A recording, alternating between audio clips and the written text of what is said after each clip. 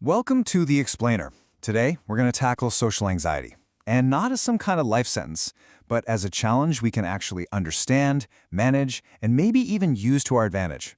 We are going to completely flip the script on how you see social situations.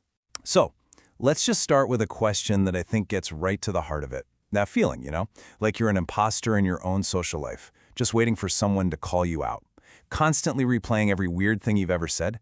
If that sounds even a little bit familiar, then you are in exactly the right place. I mean, listen to this quote. It just perfectly captures the intensity of it all. This isn't just about feeling a little nervous, right? For a lot of people, a simple conversation can trigger a genuine, full-on fight or flight response. The stakes feel impossibly high, like you physically need to escape to be safe. Okay, so let's dive into what that experience is really like. Why does something simple like ordering a coffee or asking for directions sometimes feel like a life-or-death situation? Well, it's because social anxiety fundamentally changes the game you're playing. Here's a way to think about it that I find really helpful. For most people, asking for eggs at the corner store is level 1. Easy. You don't even think about it.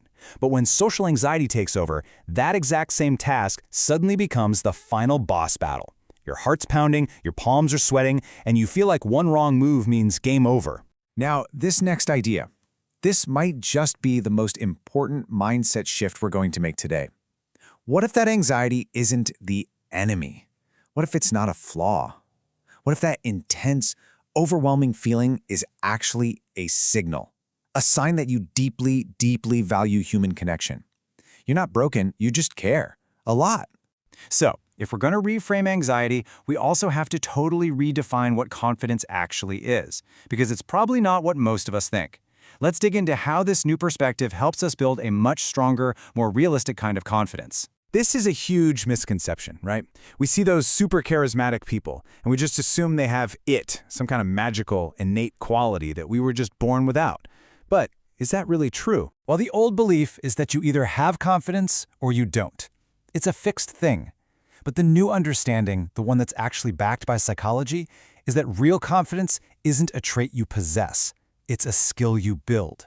And it comes from getting out there and having real, tangible experiences. And the best metaphor for this, it's like learning to ride a bike. You don't learn by reading a book about it. You have to get on, you have to wobble, and you're almost definitely going to fall a few times. Confidence isn't about knowing you'll never fall. It's about knowing that if you do fall, you have the skills to get right back up again. So why does our brain make us feel like we're constantly about to crash that bike?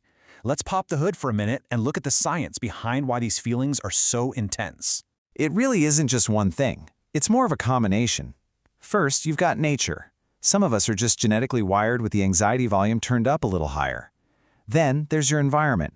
We learn how to react by watching the people around us, like maybe a parent who always hid when someone came to the door. And finally, there's skills. If we always avoid social situations, we never get the chance to practice and actually build the skills we need to navigate them. And get this is where your brain actively starts working against you. Research has shown that a socially anxious brain misreads social cues. It can take a totally neutral, blank expression, which, let's be honest, is how most people look most of the time, and interprets it as judgment or hostility or even rejection. Your brain is literally seeing a threat that isn't there. Okay, so that's the why. Now for the practical part. The good stuff. If we can't always trust our brain's first reaction, what can we actually do about it? Well, we can learn some new skills to consciously direct our attention and build connection. So here's the secret. Navigating social anxiety is really an attention game. See, the anxiety wants you to focus inward, on your racing heart, your sweaty palms, that voice in your head screaming, "You're so awkward."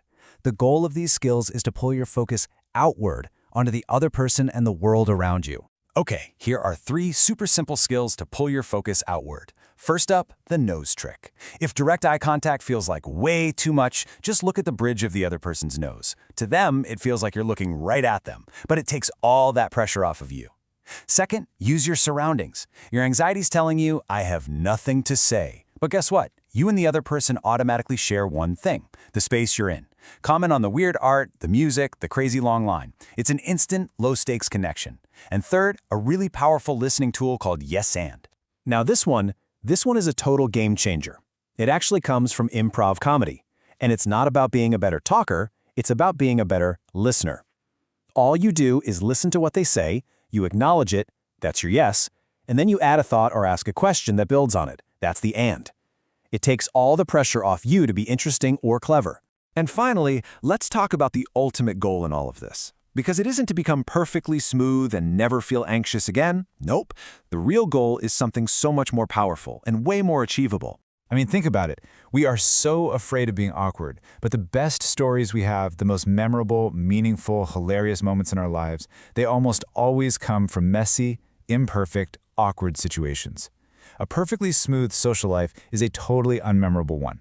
Awkwardness is the price we pay for real connection. And this brings us to the real target. It's called social self-efficacy. And what it means is this. It's not confidence that things will go well. It's confidence that you can handle it even if they go badly. It's the deep-down belief that you can get through the awkward silence, or the joke that doesn't land, or the feeling of embarrassment, and you'll be okay. So let's end on this thought. Instead of fearing that next awkward encounter, what if you saw it as an opportunity? An opportunity to try a new skill, to build up that social self-efficacy, and to prove to yourself that you can, in fact, handle it. That's not just overcoming anxiety, that is building a much more interesting life.